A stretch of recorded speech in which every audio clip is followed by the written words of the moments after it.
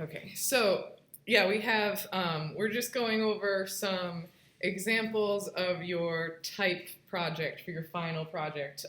Obviously, these are like professional industry examples. So we have tiny text on this one that's creating a stripe, but a lot of brands use text as an element to make their garments super recognizable. Valentino is one that just does a ton of text. And this one is interesting because they've used this kind of chevron text pattern on a couple different garments here. So this is it on like a totally different fabric and style of garment, which is interesting. Again, just like some big logos. I think we established in the last class that this was again Valentino, but you don't have to use text as like a word, right? It can be a graphic element. So this V has become, just essentially a zigzag or like a stripe, right? But it is in fact the letter V, and in that way does relate to Valentino, right? So they use a ton of text in their looks to really make things just stand out more. Dapper Dan, you guys can look him up.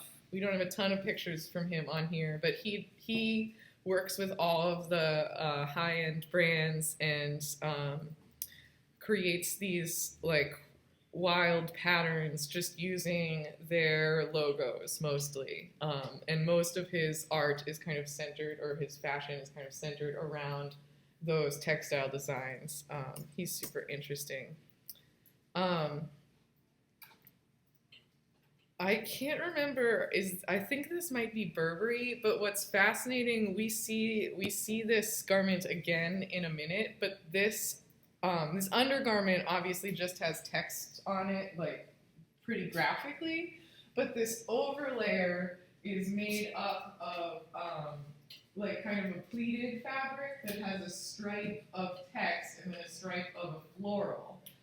So it's broken up the text in a really interesting way. It's a little bit clearer in some of the upcoming pictures, so we'll come back to that outfit. This is also Burberry.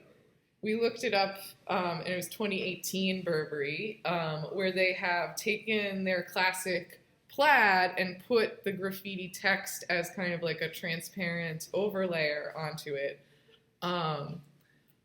Remind me at some point we will do, we will review how to put two patterns on top of each other.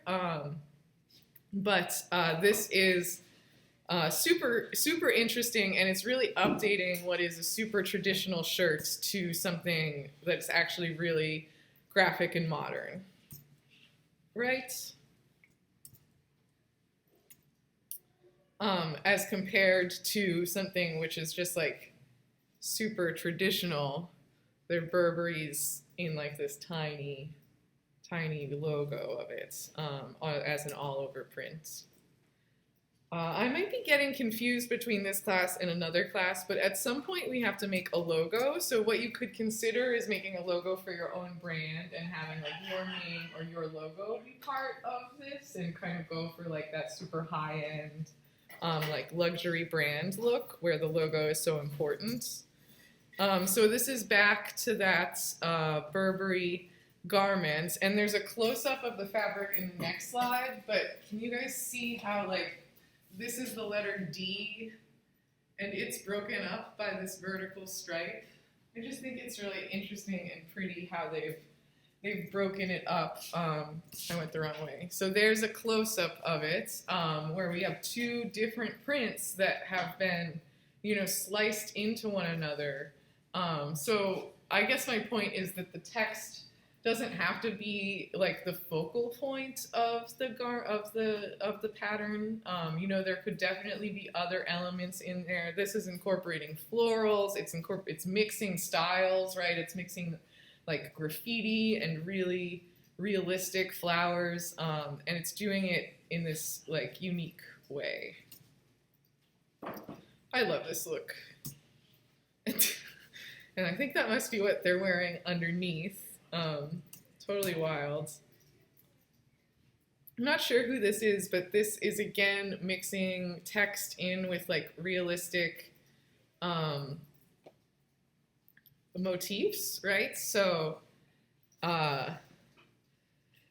again, text doesn't have to be the only motif in this pattern. It can definitely just be one element of the pattern. And when you pick a theme this week, that should be something you're considering when making your style mood boards and all of that. More Burberry, Dolce & Gabbana.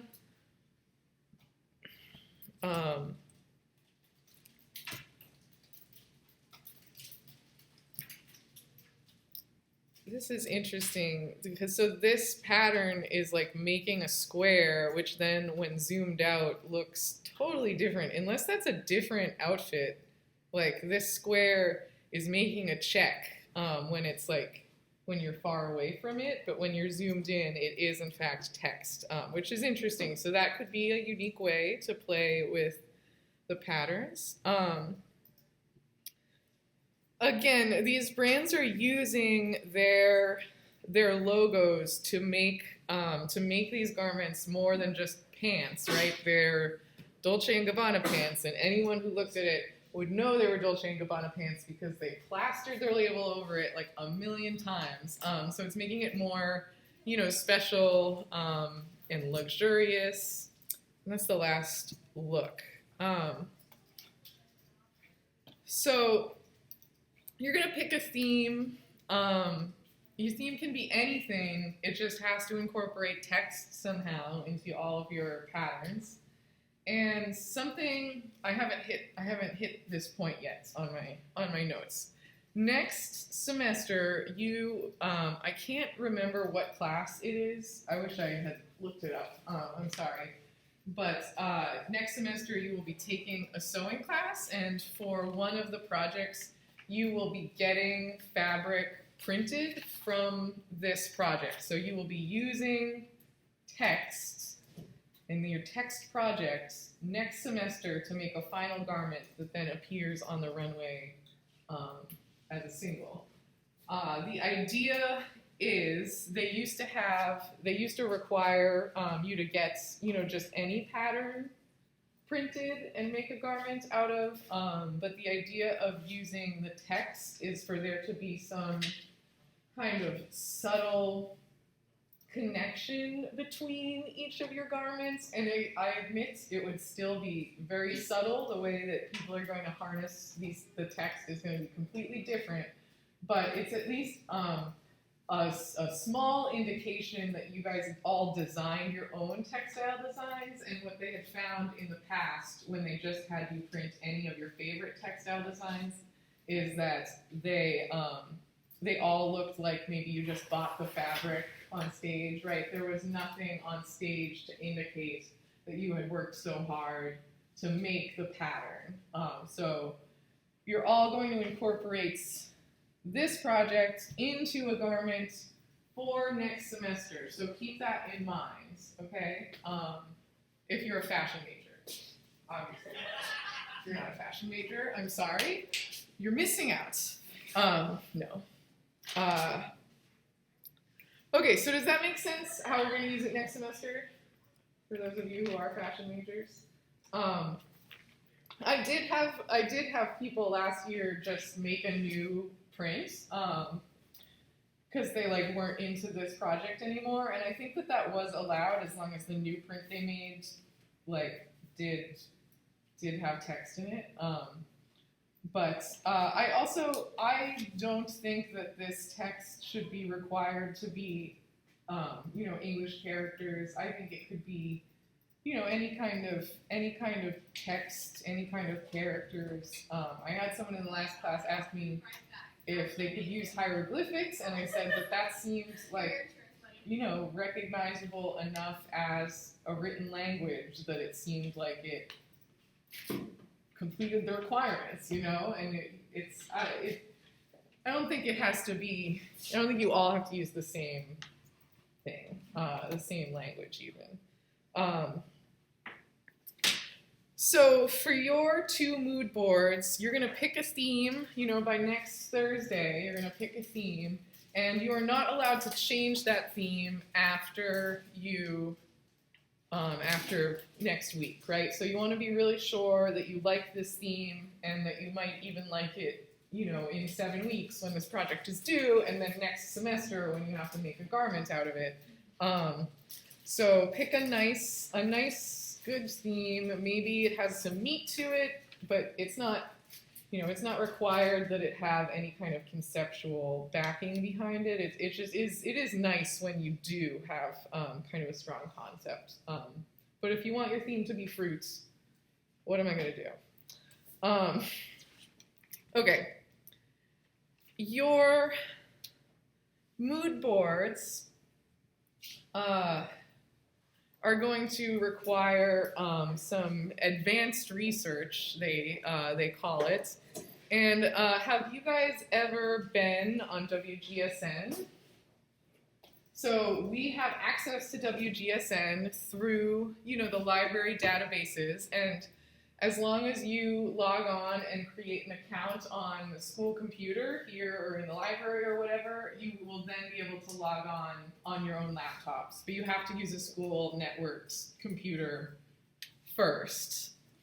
So if you go to, the Mass Art Library and you go to the database section, right? So you might have found JSTOR through this or whatever for writing papers, right? It's just on the library homepage. I chose databases, and then I chose the A to Z list of all the databases, and ours is called WGSN, or the one that I'm going to use right now. Does anyone know what WGSN is?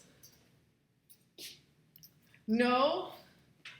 So WGSN is the fashion forecasting website, company, situation. It is what defines what's going to happen in the future of fashion. So if you've ever wondered how people know what's going to be a trend 2 years from now, WGSN is how they know. Things are starting to change. WGSN doesn't have the whole market pull, I think, that it used to. Now it has, now street style and consumers have a lot of influence on what does become a trend. But historically, it was trend websites like WGSN, and still today they have a ton of influence, but these guys are really defining what is going to be on the runways, what is going to be in the stores, how designers are planning their collections. So if you guys should create a new account if you've never logged in before, and you use your UMass email to log in. This is a very expensive subscription service website that MassArt has, kindly paid for, and it's hugely helpful. They have, high quality images, and they've organized their thoughts super well. So if we go to women, we can see in this season list that it goes all the way from autumn-winter 18, which is this year, to autumn-winter 21/22. Okay, so if I click on this one that's as far as in the future as we can go, autumn-winter for 2 years from now, there are only 2 PowerPoints in here, and they are both about color. Can anyone tell me why color trend reports come out first? Can you guess, even if you don't know? Why does color come out before fashion? Yeah. Because they have to make the textiles. Exactly, they have to make the textiles, and the textile designers, which are you guys, need to know what colors are going to be trendy. So color reports come out first. From this, they will then make, textile reports will come out next, because they need to then, the textiles need to be built. You cannot have a fashion collection without fabric, and it takes a few months for fabric to get produced, right? So it all comes, in order like this. After that, there will be big general concepts. If we go to spring summer 21, there's a big chunk more PowerPoints, but still a lot of them are like overall concepts, where if we go to, this season, there's going to be very specific PowerPoints about, very specific trends and updates about how things have changed. So this isn't just for fashion, it's also for like visual merchandising and jewelry and other things, like just overall like packaging design, stuff like that, but it's mostly about fashion. So you're gonna do some in-depth trend research, hopefully using WGSN, and you should be trying to tailor, your project to something that is, inspiring to you from some of these future trends. Again, you don't have to stick to, none of this is for sure going to be a trend at this point. It's all just kind of out there. So I guess they do get some stuff wrong sometimes, WGSN. Like there was this one year where they insisted that the miniskirt was going to be back, and then the market was like, we hate miniskirts, no one's wearing them. But that was a few years ago. I think I see people in miniskirts now. So you should be looking at, for your style mood board, right? You should be looking at, clothing and textiles that you would find inspiring and like to imitate. And for your color mood board, what you could be doing instead is finding, large images for color inspiration that aren't necessarily at all related to, your style, like clothing, right? So your color board page could be this picture of these squares on top of each other and this like shiny egg, right? That could be a color mood board, where your style mood board would have textiles and garments on it, probably. Your color mood board would also have swatches, probably. I am going to, so does the research kind of make sense, doing WGSN and everything? All right, awesome. It's an awesome website. I use it constantly. As soon as I got access to it, I was like, oh, this is life-changing. So I'm going to grad school. At SCAD, but I'm going online. And my teacher shared this story about mood boards that I thought was like it so clearly explained what we kind of want out of mood boards. So I just wanted to read this to you. She once had a student that wanted to do a collection inspired by peacocks, and she came to class with a 15 by 20 inch board with 20-something photos of peacocks and said, "This is my mood board." So Doris asks, "Is your inspiration a group of peacocks?" And the girl says, "No, it can only be one." So Doris asks, "If the board was a composition with words instead of images, what would your board be saying?" And the girl responds, "Well, I think it would be saying peacock, peacock, peacock, peacock, peacock, peacock, peacock, peacock. And does that sound redundant?" And she says, "Yes, it does sound really redundant. So it looks redundant too, right? If you have too many of the same, it is like garments in a department store, nothing feels special. But in a boutique where only a few items are displayed, every item feels special." So the girl says, "I get it, so I just need one image of a peacock." And Doris says, "It's not just any image of a peacock, you need to find the right image. What inspired you?" So she starts asking questions about what's inspired her. Was she inspired by the fanning of the feathers? And the girl says no. So take out those images. Were you inspired by the shape of the head and the funny feathers on top? No. So we don't need those images. We have now a headless peacock. What did you use from a peacock in your sketches? So looking at what is actually inspiring this girl, and she says, well, I looked at the way the colors changed in the eye of the feather. I looked at how metallic or iridescent they seem to be, and I looked at the side of the feather and how it forms a fringe. And so Doris asks, did you take all this information from a single feather?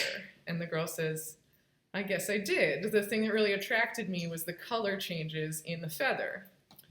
So when you look at this image of a peacock, it should read changing colors on a feather. And so she says, no, it looks like, look, a bird. So we don't even need the whole peacock. We only need a good image of a feather, okay? So I would maybe do a little bit more than just this single image, maybe add color chips. In our case, we're supposed to have color chips of some kind. But this is a very good point about like just narrowing down the number of images you need. You don't need a million images of your inspiration. You just need the right image, right? You just need 1 or 2 or 3 really good images that are really conveying what you need to say on each mood board, really. I would say that this is maybe the color mood board, and then her style mood board would have images of, you know, if she's designing sportswear, it would have images of iridescent sportswear and sportswear with fringe and sportswear where there was gradients and the colors changed, right? Or something like that. Or textiles, right? You can look at textile reports from WGSN. Like vaporwave is a huge trend right now. Oh, it didn't like that search. Textile, just any of these.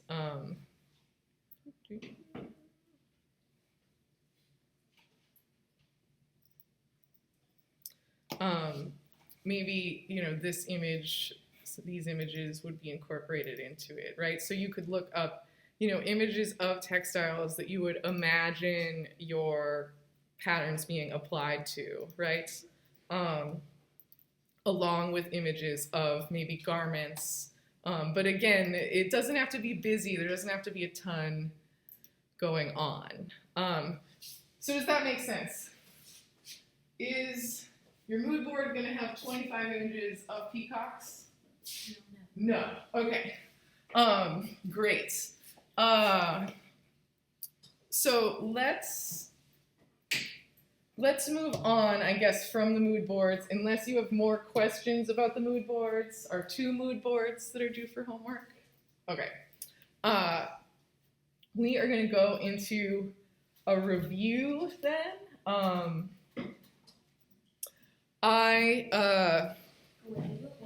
Yeah, great. So since this is based around text, Mm. is either mood board going to have like text? I would incorporate text into one or the other. Okay.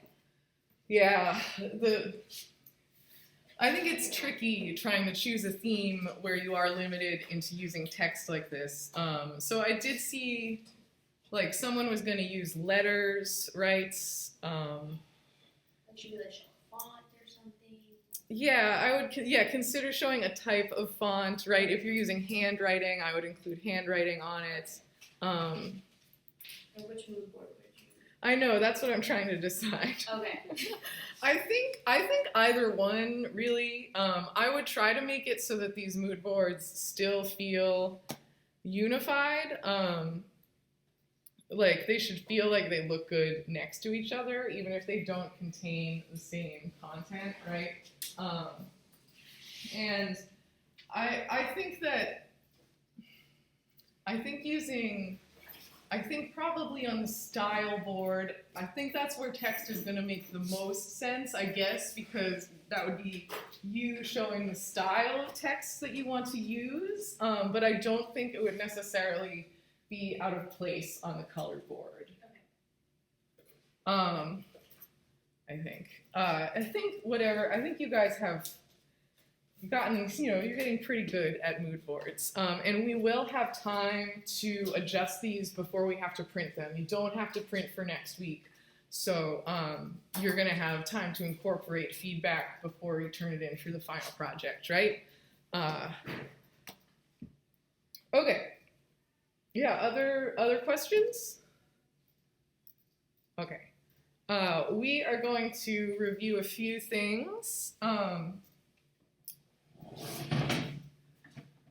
So first, I wanted to review how you guys make, or different ways that you could make your croquis, right? This was my play from last class. Last week I made my motifs using colormap. Yeah, I don't know what color mapping is. If that's nothing, I think. Image tracing, right? So I'm actually going to crop this down to just one motif here. So I might not use the word motif very much. I'm not sure.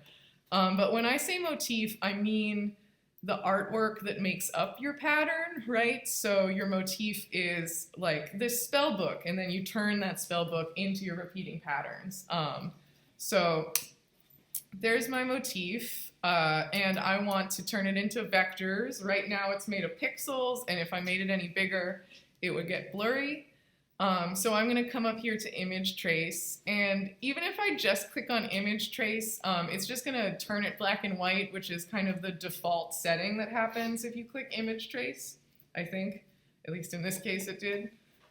Excuse me. But we can just click on this little button to get the image trace panel up, or if you forget where that panel button is, you can go to Window, Image Trace, and that also gets that panel up.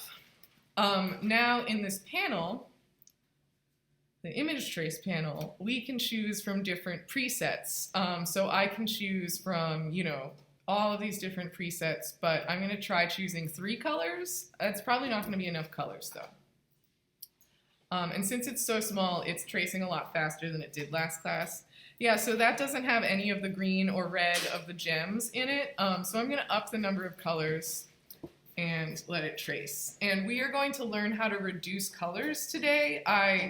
Last class we had so much to talk about, I wasn't able to talk about reducing the number of colors, but even though I have 9 colors in here, and even though I only really need like 4 colors, I just need red, green, black, and white for this project, I can reduce it after I auto trace. So it's okay to leave few more colors than you need if it's getting you the colors that you want left behind, right? If that makes any sense. So just to review, yours might look like this, right? But I just open up advanced, and then we have paths, corners, and noise. And I'm going to uncheck preview for a second so it doesn't update it every time I make an adjustment here. But if we lower paths and corners all the way to the left, it will make it smoother, right? We can even zoom in so we'll really be able to see this. And if we raise noise all the way up to 100 pixels, this means it will get rid of any spots that are less than 100 pixels, which is nice. So now I'm going to hit trace, and we can see it will smooth. It's going to smooth this a bit. It can never really do amazing. It did smooth it a bit. How did you get that box up there? Because I did image trace my homework, and it didn't really give me a Window image trace, or you click on this little panel. This like little button pops up this panel. I wish it popped up automatically when you chose image trace, because you need it. You need it all the time. So that makes things a little bit smoother. It's not amazing, but it gets the job done. And so I'm going to actually expand this. I think it looks good. I just need to hit expand up here, and it will become vectors. Right now, it is kind of made of vectors, but really it's an image trace object, which means that I could still edit any of these options at any time, and it would be able to update, right? But when I hit expand, it becomes vectors. And then technically, in order, like, I need to go to object ungroup, because otherwise it stays grouped. So I can kind of delete these big sections. And then we're going to talk about a nice, easy way to get all this nonsense. I can delete some of it, but it's annoying to go in and get all of it. So I'll talk about that in a second here. But first we're going to reduce the number of colors. So remember I had 9 colors, and I really only want 4, and we are going to reduce them using the Recolor Artwork tool, which you guys should be familiar with maybe from making Colorways. So if we click that, then we have all 9 colors, and there's just a subtle difference between all of the whites. I'm actually going to hit cancel and zoom in here so we'll really be able to see it when I change these colors. So first off, I never explain this very well. I try every time, but I don't know how well I explain it. I like to change it from, I click on this caret next to the green, and I try to change it from scale tints to exact. And what that does is it'll make any color that I drag in here exactly that color, instead of trying to preserve any darks or lights in the color. Like if I dragged the dark black in there and it was on scale tints, it might make like a darker green, because it would be like trying to keep the darkness of the black.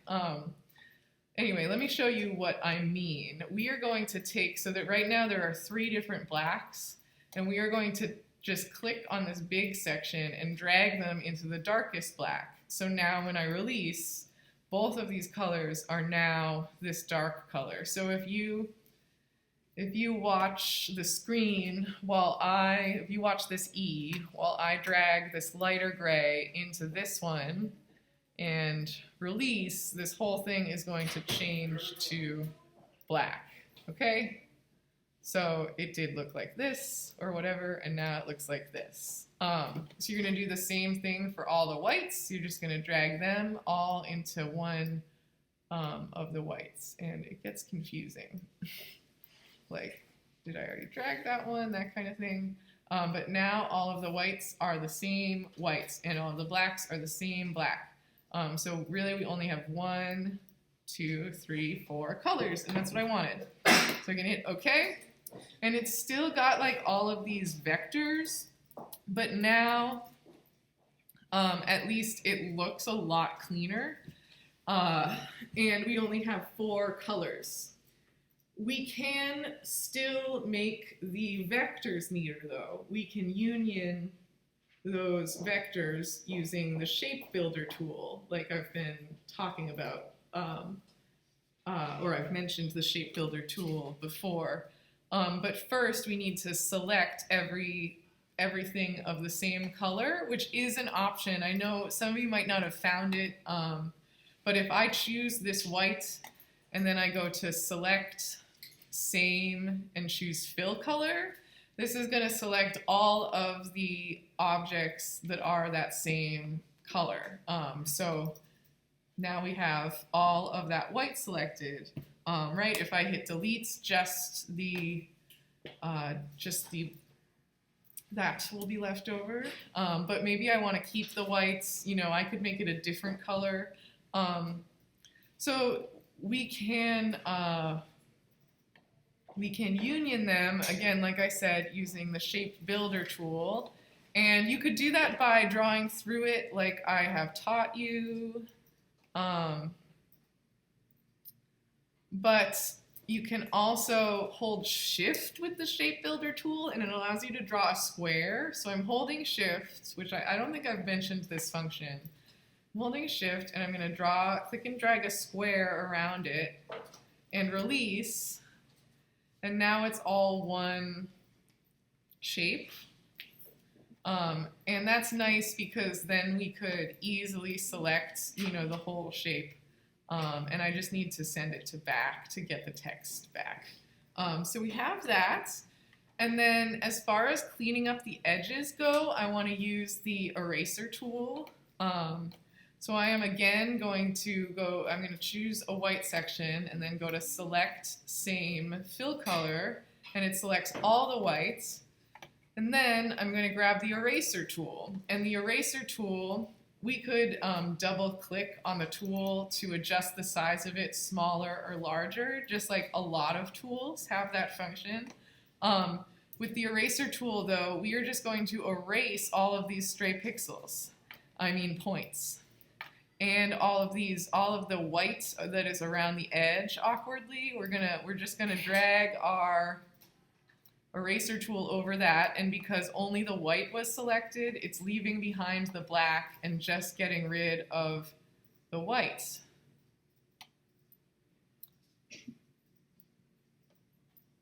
Right?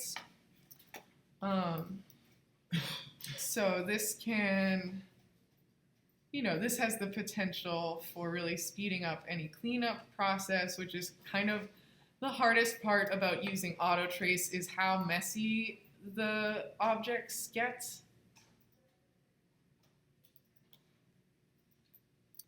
Oops.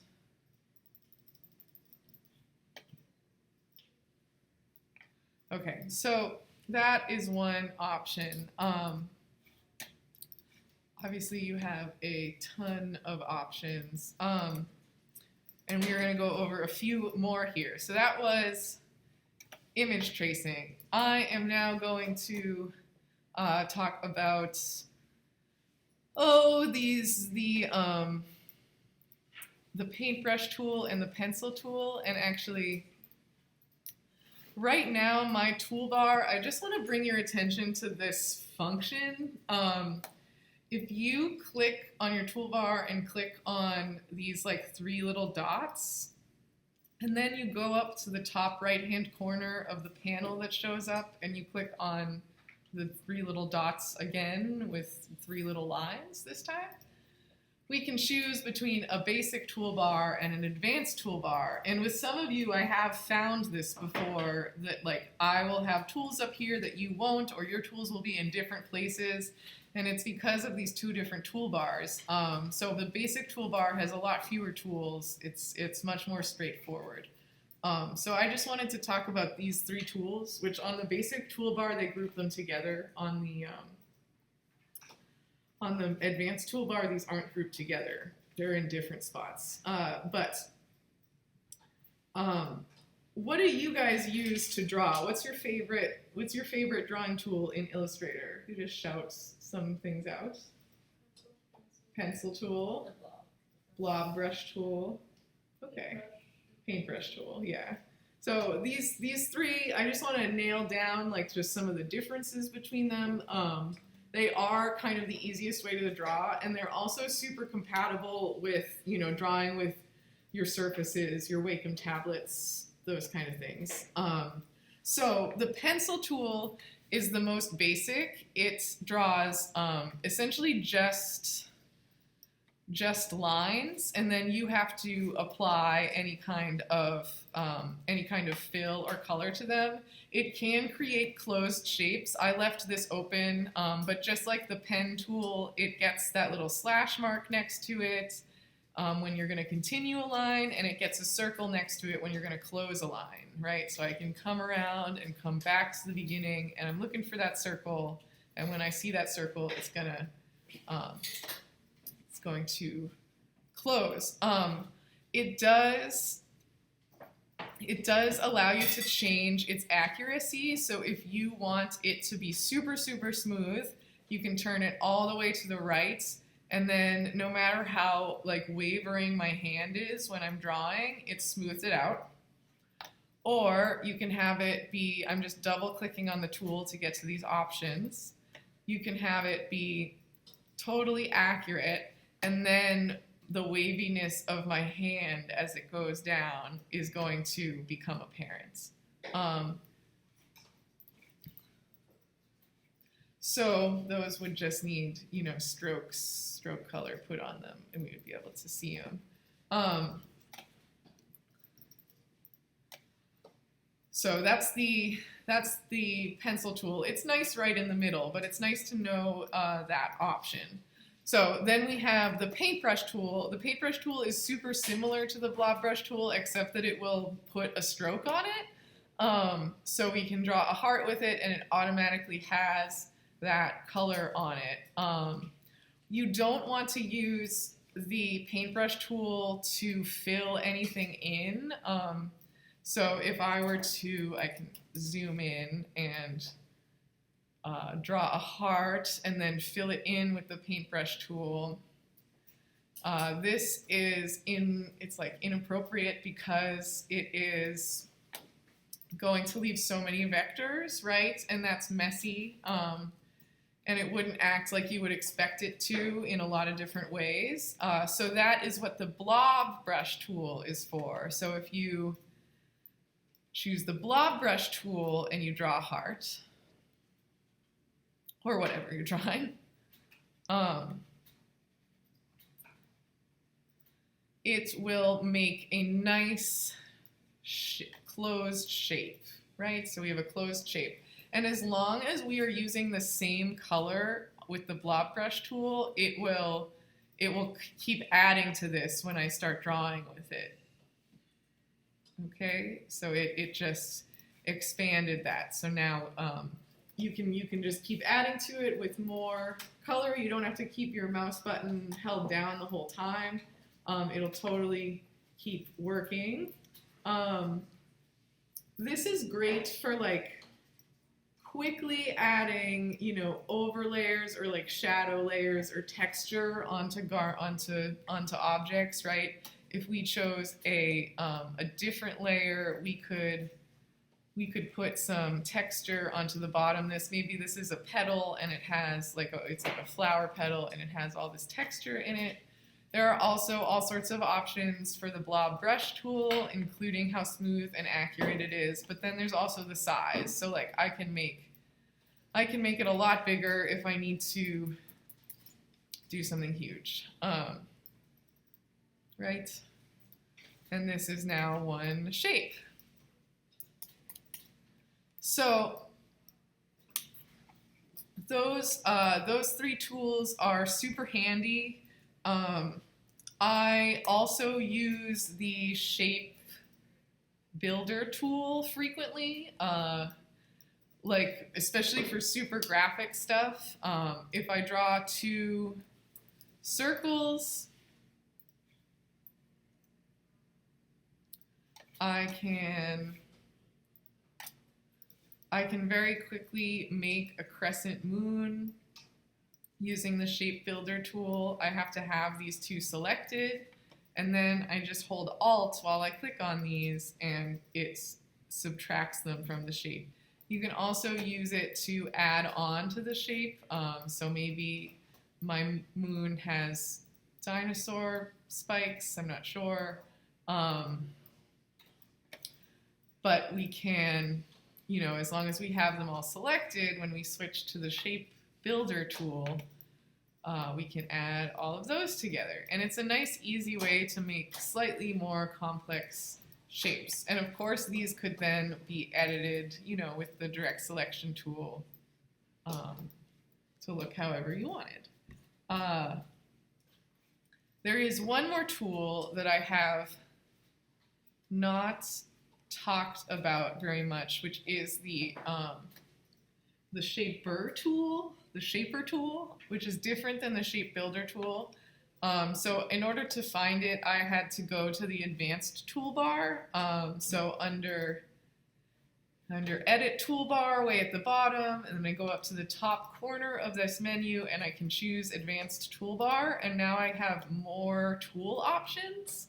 I think you can also add tools to the basic toolbar. So if I'm on the basic toolbar and I again choose Edit Toolbar, I can scroll through these options until I find the Shaper tool and choose to add it. I don't know. I'm sure I am doing something wrong. But under the Advanced toolbar, it lives near the Pencil tool. So there's the Shaper tool. And this is, I think, supposed to be Illustrator kind of trying to be compatible with like touchscreens, because when I draw like a circle with this, it automatically makes a perfect circle. When I draw a triangle with this, it automatically makes a perfect triangle. It doesn't. Does it have any options? Doesn't seem to have any options, but you can use this to kind of like really quickly draft out shapes, I guess. I've used this in like a random occasion. Oh, that got rid of the fill. I don't know. I'm afraid I would need to watch a YouTube video on how to use this in order to be sure about any tips or tricks I would want to show you. You can make straight lines with it though. And then switching back to the Shaper tool, you could, select these first, and then, subtract or add any of these. Get rid of that one, add those together. I don't know. I do find this stuff to be useful sometimes if you're trying to draw super graphic things. Like if I were trying to draw a flower, I might be able to do like all the circles around the edge. That one drew a hexagon. That one drew a square. All right, I don't know about this. I'm also drawing really small. But it might be something you want to experiment with. Maybe you want to watch a YouTube video on how that works. I think it's just as easy to use the circle button or the square button or whatever, but there it is. Okay, so we have those tools. We've gone over those. Do you guys have questions on any of those tools? I know that's just a super quick review, but there's so many different ways to make your artwork in Illustrator. So we're going to talk about colorways for a second and screen versus print colorways. So I chose this image as kind of color inspiration, and I was sort of thinking it might make an appearance on my color board or something like that. That's kind of what I was thinking. And let's get rid of these for a second. Get out of here. I lifted these colors from my color board just by going, with the eyedropper tool and then clicking on the color. And I'm doing this in Illustrator. It could easily be done in Photoshop. I just wanted to do it in Illustrator. We have all experienced the difference in color when we go to print versus when it's on the screen, right? And what I really wanted to do was actually print out this page on our printer in here and then hold it up to the screen so we could talk about the differences. But that printer has totally failed me today. So I guess instead I want to talk about the Spoonflower color map over there. We've experienced it with the croissant printer or whatever, the color difference. But when Spoonflower prints onto fabric, it is even more dramatic, the difference in the color, because the fabric like kind of absorbs the ink in such an unusual way, right? And it can just be dramatically different even from fabric to fabric. So this color map, I think the mic might lose me over here, but this color map is made of cotton. So Spoonflower can print onto, velvet and satin. It can print onto a lot of different fabrics. And technically, each one of those fabrics would have you should get a color map for that fabric if you were going to use it. And they sell really tiny color maps with less colors on it than that. But those color maps have hexadecimal codes on the on it. So if you chose one of those hexadecimal codes and you used it in order to define your color, so let's copy these. And in the last class, I picked out colors from up there that were really close to these colors. You would know that these colors would then print that exact color. So for this rose, I picked a hexadecimal code that is over here, and it's ECD3E1. ECD3E1. And I can enter that hexadecimal code in by double-clicking on the number. And so it was ECD3E1. And when I hit OK, you'll see it is very close to this color that I had picked, but we would know that that color would print exactly like that color over there. And I have thumbtacks in them if you want to compare, but I don't really want to take it down and like hold it up to the screen. So it's just handy to be aware of that, and especially where you are going to be required to get one of these printed, you might consider using the Spoonflower color map. I do use it when I order stuff from Spoonflower because one time I had done a yellow, and I think yellows in particular are kind of funky when they're printed. You know, they'll end up being, you know, more green, right, than you expected, or more red than you expected. And my fabric came back from Spoonflower, and the yellow I had used was decidedly green. It was like actively green, and it did not look green on my computer, and it was very disappointing, and I had neglected to order a swatch first. I had ordered yardage, so I made a number of mistakes. But it is really nice to know for sure when you use the Spoonflower color map, you do. We could keep going through and adding these. I don't know if it's super necessary, but like for this guy, I have chosen another color. BA-D6E9. And you could always play with these until you found a color that was exactly what you wanted.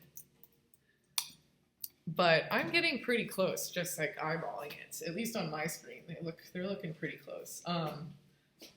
So that is how you can choose hexadecimal colors from the color map. I really did want to print. I wonder, will it print now, or is it still doing that? It's got a red light on it. It doesn't look good.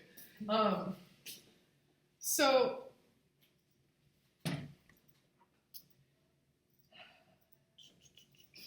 I guess that is kind of what I wanted to say about Colorways, was consider using the Spoonflower color map. Oh, the other thing was I would highly recommend doing a test print. Test printing just your colors is actually a good idea, and that is part, that's kind of why we have mood boards and design boards, is that you could print those, and you could print the swatch board on them, before you print the rest of them, and make sure that that's right. But you can also do something like this, where I have taken like every single pattern I made in this collection and printed it, or put it on one single artboard. And then we just have to print one page, and we're testing all of our colors and all of our patterns, right? Because these patterns could also have like lines in them, or moments that we don't notice, right? But printing the test should help. And this would be less expensive than just printing it and realizing it's wrong, and then printing it again. Just one extra page instead of like a few extra pages each time. So this is highly recommended before your final prints. We'll probably talk about that again. Do you have questions? We talked about texture mapping last week, and you can always use texture mapping in your mood boards. So say I wanted to, nope, there we go. That one is just open randomly. I was like, maybe you're inspired by modern architecture. You can easily use, transparency settings, right? This is what it looks like on normal. Transparency settings. This is what it looks like on multiply, right? We can see some of the color through it. And even though this isn't like a proper texture mapping where like things are warped or like these things don't line up, it's super easy just to kind of convey a feeling through it. Especially if it's just for, a small part of your mood board, especially if like the garments, are the right silhouette but the wrong color, that kind of thing can be really handy. You want to add texture in there, or these are solid garments and we're making all patterns, you want to add some pattern onto there. Okay, so I guess we're ready for break unless you have other questions. Okay, thank you.